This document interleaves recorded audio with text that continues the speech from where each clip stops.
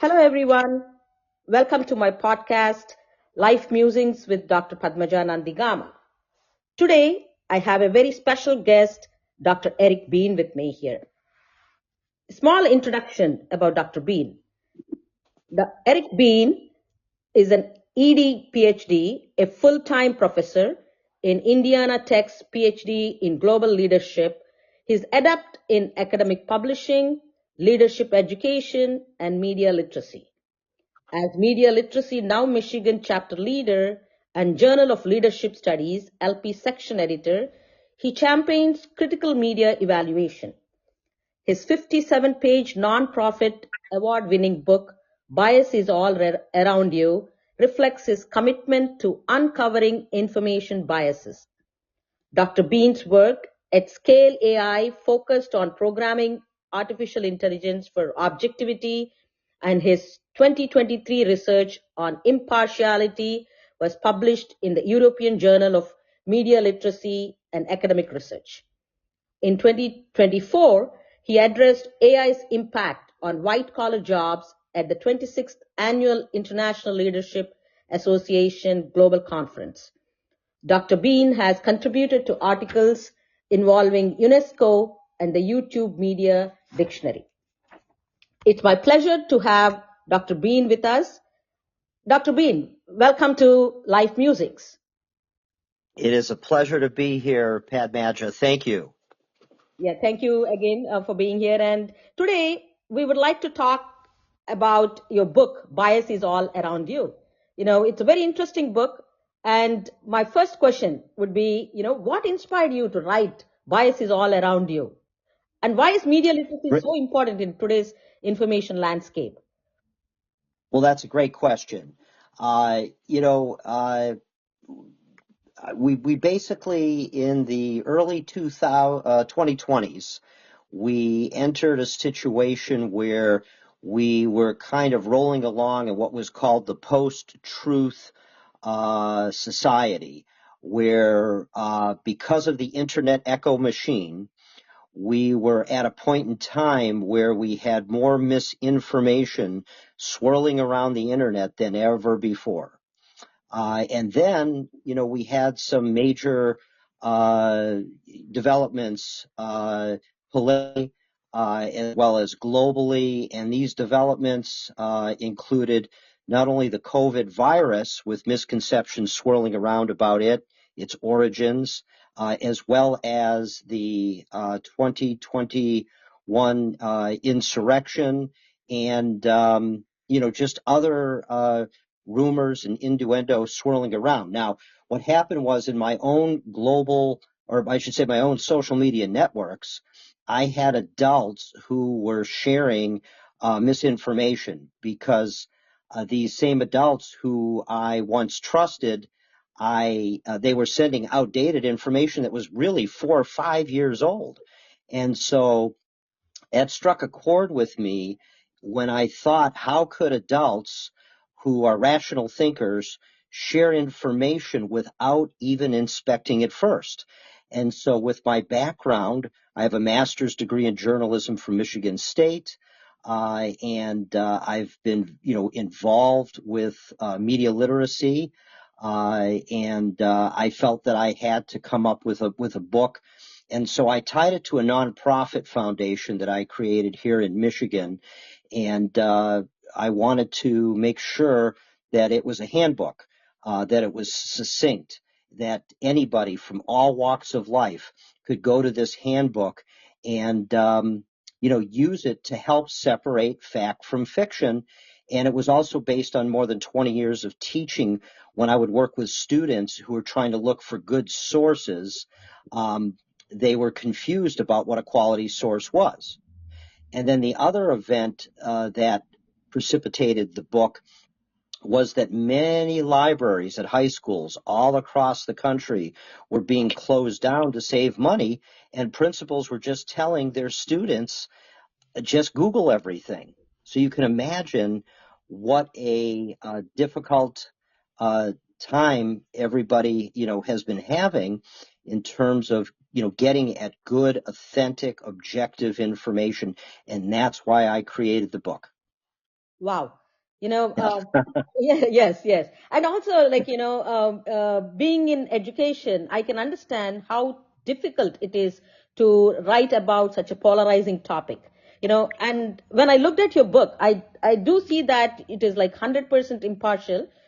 I would like to know, how did you ensure that you remain neutral while tackling such a polarized topic? Well, that's a great question. I certainly did not want the book to lean to the left, to lean to the right. I didn't want the book to have any political ties, because searching for good information isn't just about searching for political information. It's about searching for information about nutrition. It's about searching for information about, how to decide to make a good purchase, or how to take care of your body.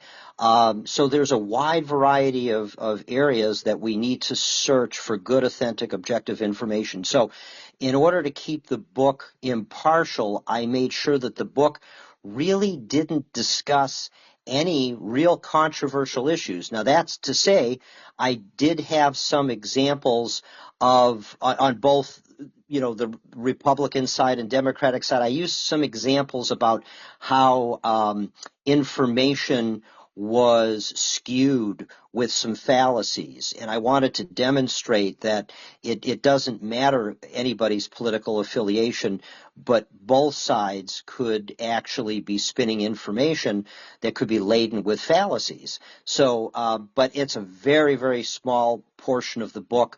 The book really has to do with what I discovered after 20 years of teaching. I discovered that all information, whether analog or whether digital, whether a podcast, whether a TikTok video, a newsletter, magazine, television show, radio broadcast, all information, when we first look at it, we could say to ourselves, which one of 7 overall sources of impartiality does this information belong to? Because if we want to really get at biases in information, that's the first step, in my opinion, about how to look at the overall information in terms of the impartiality that it's tied to. So, for example, we have for-profit, nonprofit. We have watchdog groups, which are like a nonprofit. We have government, hidden agenda, because we don't know who created the information. It could be artificial intelligence. And we have, the academic community and individuals like you and I who can contribute to all the information that's out there.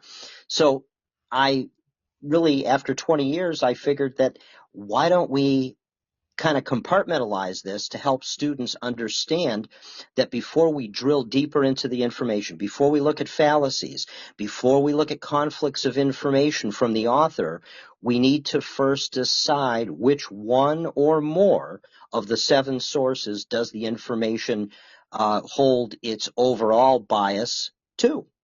So that's what kept the book very impartial. And then, thankfully, I had a really good editor named Sherry Wexler, who kept me very grounded, and it was also determined that we understood that when anybody's assessing any piece of information, much of it has to do with their own biases and their own inner circle. So how we pick and choose information could have a lot to do with the people around us. And of course, we could talk about that a little later. But that's how I kept the book impartial. Wow. Yep. I that's really a tough job, and I think you did a great job at, staying impartial. And psychology, plays a major role in how we all interpret and believe information, right? So how do these biases, cognitive biases such as confirmation bias, impact the way people consume and trust media? Absolutely. Well, when it comes to biases, in the psychology behind them, we're all raised with biases. It depends on, how we grew up, It depends on, the struggles that we had to overcome that make us into the person today. So if you think from the time that we're born, right, we're born into our family, which could have biases, right? We're born into our religion, which has its biases. Then, we go to school, and the schools that we go to, if they're public schools, if they're private schools, if they're religious schools, parochial schools, they have biases, right? Mm-hmm. And then, we have the overall, our community, and then we have the mass media, which, can shape our biases too, right? And then on a more closer scale, we have our inner circle. So our family, our friends, and, how we pick and choose information is very much tied to our inner circle. But we need an inner circle because there's so much information out there, we can't digest it all. We just simply can't. So it is, we do need to rely on an inner circle somewhat, but we need to not be afraid to question our inner circle. So the psychology behind this, is that if we question our inner circle, that could affect our relationships, right? Mm-hmm. And so everybody needs to take a step back. And if everybody wants to use information with what I like to say, prudence and goodwill, information should never be designed to hurt people. It should only be designed to help people. So if we want to use information with good psychology intentions, we should let people study information, and we should debate it in a manner of which we respect each other's abilities to understand, because information and data, whether it's quantitative, qualitative, or both, can be complex. Information can be skewed over time, and with various, what they call legacy news medias, with podcasts, with, wherever we get our sources of information. But if we're strictly relying just on social media, that could be problematic because we're not really getting at good, authentic, objective information. Because if we raise the veil, Mm-hmm. and we look behind the speaker who's delivering the information, we need to know about that speaker. So that's one psychological area. But another one I'd like to just talk to briefly is cognitive dissonance. Mm-hmm. So in 1957, Festinger came up with cognitive dissonance. And of course, what that means is that our behaviors are different than our thoughts. Right. So stick with me on this one. If we share a piece of information that we don't inspect, we shouldn't feel that good about it, because we're doing a disservice to the people who rely on us for good, authentic, objective information. So we should experience a little cognitive dissonance, which is really kind of like an unsettling feeling that we know that our behavior, we know we should have taken the time to, inspect the information. But Padmaja, people don't often like to be told how to inspect for information. People are kind of set in their ways. It's almost like, if you think about, we don't like to be told we need to exercise, but we know overall from all the information that's been swirling around for the last 60 years, we know that exercise is primarily good for us, right? Both mentally, physically, emotionally, and so forth. But we now have to take into consideration that how we absorb information into our bodies, literally into our mind, has a psychological impact, because it could affect our relationships, it could affect our cognitive dissonance, and so on. And so that's where the psychological impact can be felt. Yeah. Yeah, you raise a good point. Like, there is so much information there, and we sometimes get overwhelmed by misinformation. Say, for example, you raise a good point about exercise, or, maintaining a healthy weight, a healthy diet. So you open Google, you are flooded with so much information. So how can somebody sort out and inspect the media so that they can come up with some simple actionable steps in a way that they don't fall, to these bias traps. So Yeah. how can Yeah. they, screen this information? Absolutely. Well, and today we have social media influencers, which, they become superstars Mm-hmm. because they're so convincing and we can identify with them. We might identify with them because of, who they are and what they've gone through in life, right? If we've studied them, but we might just be captivated by them because they might be confirming our own biases, right? So let me just quickly go over the 5 top information biases, if you will. And it doesn't matter what the topic is about. So when we think of confirmation bias, these are individuals who typically only search for information that confirms their own biases, right? Anchoring are individuals who rely on the first piece of information that typically aligns with their biases, and then they don't search for any more information. They just want to win an argument, maybe in social media, and they get the piece of information. They don't inspect it. They don't look for conflicts of interest or fallacies. They don't check the data, and that's called anchoring bias. Now, affinity and halo are pretty much the same thing. These are individuals who typically prefer the company of people they know and like. So that may preclude them from searching for valid information from unfamiliar or untrusted sources. And then finally, we have conformity bias, individuals who value information others approve, like your inner circle, right? That you don't want to say anything differently, and so forth. But so basically, in addition to when you get a piece of information or when you're looking at something, let's say you talked about, diet and health, and there's a lot of good information. Over the years, there was a 1990s narrative where cholesterol's bad for you, and then later we determined the health community determined that our bodies manufacture a certain amount of cholesterol. There's good cholesterol, bad cholesterol, and that eating cholesterol may not necessarily be that bad for us, because even if we take medication, the medication can only reduce the cholesterol by so much, right?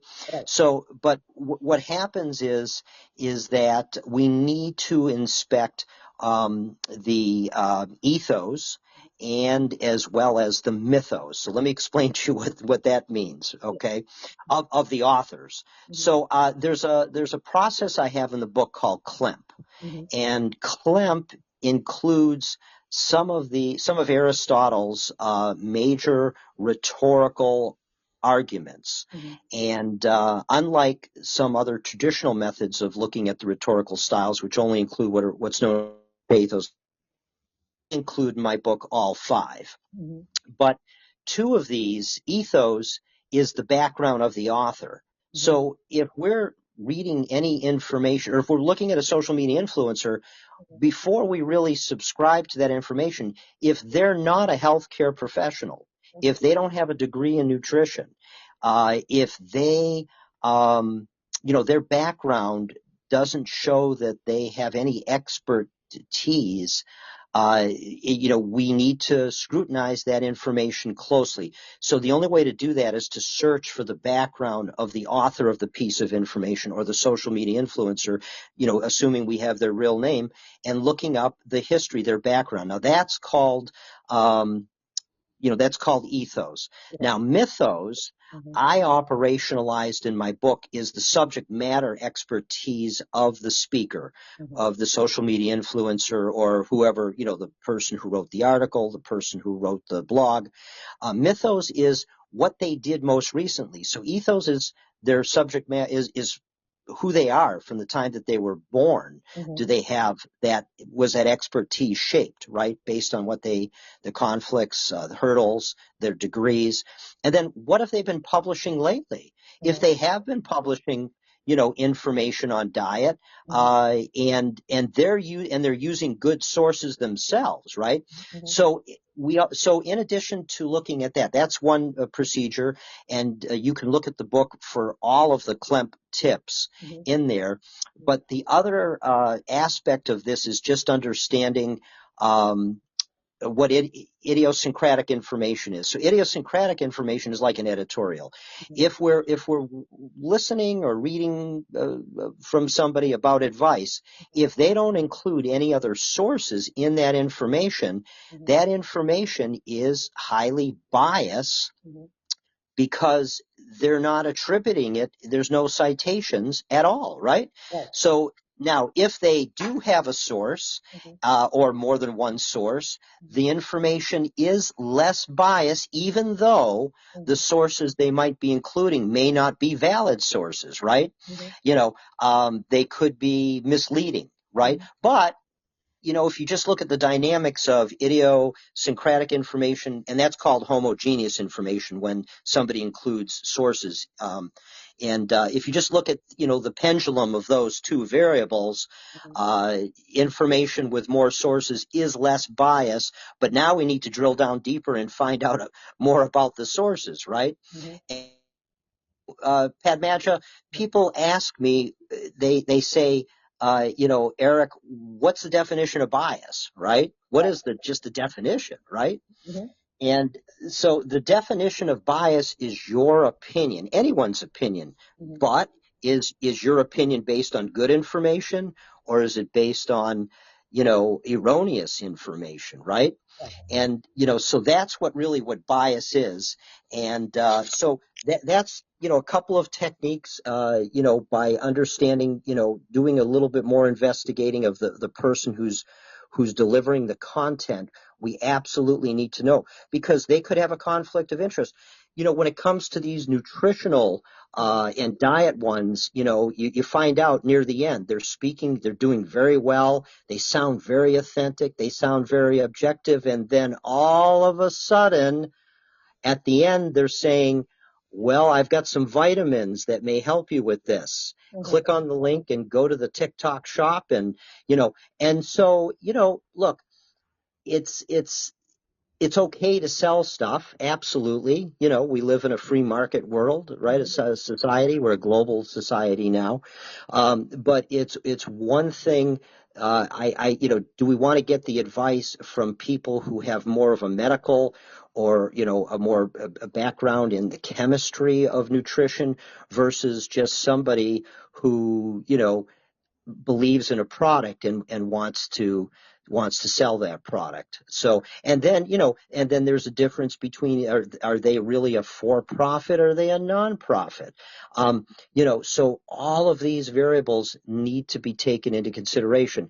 But the problem is that we want to know and get at the truth as fast as we can today.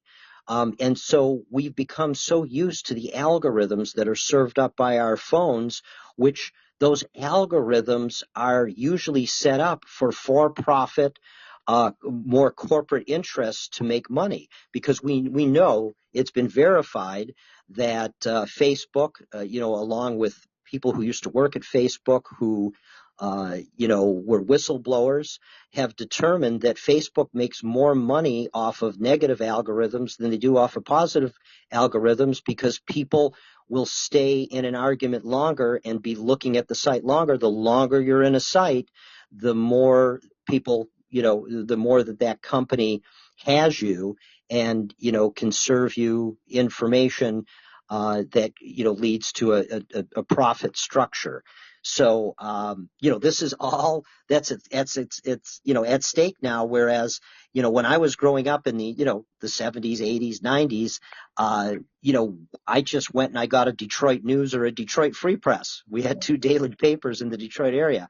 And, but today there's 6 companies that primarily that control about 90% of all the news that we see. And then we have the social media influencers, as well. We are literally living right now in a cesspool of disinformation, because even some of the social media influencers that are out there, they may not really be subject matter experts, and there's a lot of fake websites out there. There's even fake ads on the internet that are designed for bait and switch. I spoke about that in 2018 at the Oxford Internet Conference. So I know that was kind of long-winded, Yeah. but Yeah. you No, know, you raise a good point about like, staying up with the news and, understanding what the subject matter of the person speaking is and, the relevance of the topic, etc. So here is my question to you. yeah, Can you share an example of a major news event where bias played a significant role in public perception in the recent yes, times? yeah, yeah, no, absolutely. If we look at the COVID-19 lab leak theory, right? Mhm. The initial dismissal from 20 to 21, the major legacy media outlets like the New York Times, CNN, Washington Post labeled the lab leak hypothesis as a conspiracy theory. Right? Fact checkers, including those from Facebook, suppressed discussions about it, citing misinformation concerns, right? Then we had bias and political influence. Many media organizations aligned their reporting with political affiliation since, at the time, former President Trump and others supported the theory. It was largely discredited without thorough investigation. And again, this is widely known and widely accepted. Now, when this was reevaluated in 2022, 2023, the U.S. Department of Energy and the FBI formally stated that the lab leak was a plausible explanation. Some scientists and media figures, admitted that dismissing the theory outright was premature and driven by political biases rather than scientific consensus. But now, if you roll in the fact that we have less trust with the government today because, over the years, things have been covered up both on the Republican side and on the Democratic side. There have been mistrusts, right? We don't know what to believe, right? So then there was sort of like a retraction and shifting perceptions. More recently, news outlets began covering the theory more seriously. Facebook lifted, restrictions on discussing it. The public perception of the story changed, and many, realizing that the early narrative was shaped by political and institutional biases rather than objective analysis. Because, we all want to have clear, clean, authentic, objective information. But the only way to know that is to know the authors of the information and what their conflicts of interest are, and if they're tied to one or more of the 7 sources of, overall biases. And so that's one area. Now, years ago, this is like almost 25 years ago now, there is a historical example where when the internet was brand new, there was what was called the Pacific Northwest Tree Octopus hoax. Have you ever heard of this one, Padmaja? No. Yeah, very No. interesting. Yeah. The title itself is very interesting.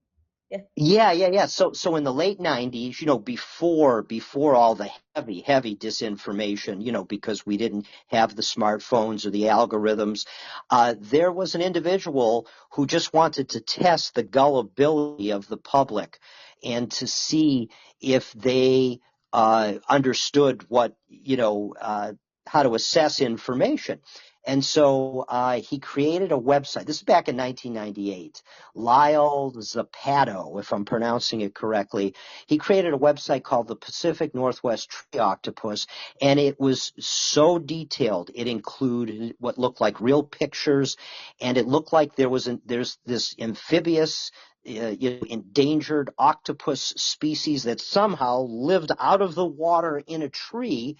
And it was even made the news back then, and people for a short period of time believed that it was true because he demonstrated that if you make a website look authentic enough, Hmm. it was believable, and he offered authoritative information on it, and he included fascinating details about this northwest tree octopus. And so that's another example. But really, the truth of the matter is that now more than ever, we have to be on vigil. We all have to be on vigil because now we've got AI on the scene. And what does that mean? Well, it means that people can produce information that looks like it's coming from a news source, but it may not be from that news source. Now, we hope it doesn't really get to a point where people are really trying to mimic, the legacy media and so forth. But, with the technology that's out there, we need to use what are called outliers, which is really kind of an interesting name if you think about it. How can something that's called outliers help us with the truth, right? But of course, it's just a term which means that we all need to, check various sources of information to confirm whether it's valid or not. Now, but the conundrum is this, is that the fallacy of ad populum says that the more we see something published, the more we believe it's true. That's called ad populum. And so when I tell people to look at outliers, well, we've got to look at outliers that we know have been traditionally providing trusted information, outliers that have a lower track record on not being sued by delivering false information. And so, if you look at Fox News, they were sued. They did lose the case. They did deliver, information that was erroneous. However, to their defense, they said, well, we didn't deliver it during what we call our news programs. We delivered it during entertainment programs. So how information is surrounded, there's an old saying, the medium is more powerful than the message. That's a very old mass communication saying. What does it mean? It means that, when we see something, how it's framed, how it looks visually, how professional it's coming across, can influence whether we believe the information is more true than not true, right? And so, if you're like a big television network, people rely on you instinctively to, serve information that mirrors the news. That's why in the 1930s and 40s, a lot of newspapers across the country had the word mirror in it, because they were supposed to mirror the news, not change the news, if you will. Yeah. So I hope those. You got so much information going on this. I mean, very impressive indeed. Yeah, and really. Okay. So, sometime I think I'm going to invite you to talk to my students. You've got a wealth of information there. Absolutely. I'd be more than happy to, and in the meantime, the listeners can take a look at the book, Bias is All Around You. It's a nonprofit book. All the proceeds go to a mental health Michigan nonprofit.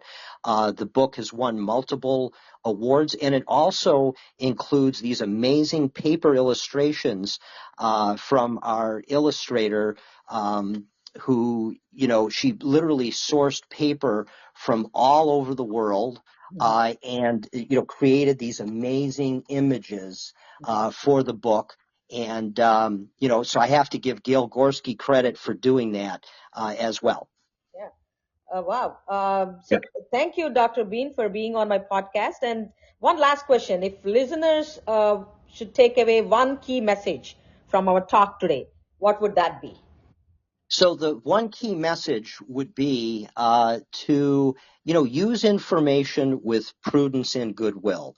We should never take information and share it to fool people, and obviously I'm not saying that people do that on purpose. You could do that by accident, but you could avoid doing it by accident if before you share it, you tell people what it is that you're sharing and why you think it's good information.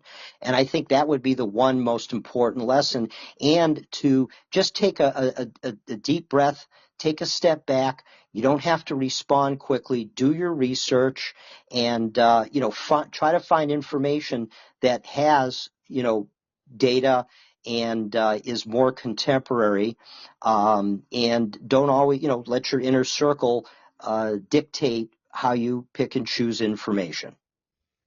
Thank you. Thank you for that message. There you go, folks. That's Dr. Erik Bean, author of Bias is All Around You. Thank you for being on my podcast, Dr. Bean. It was a pleasure to be here this afternoon. I very much appreciate it. And the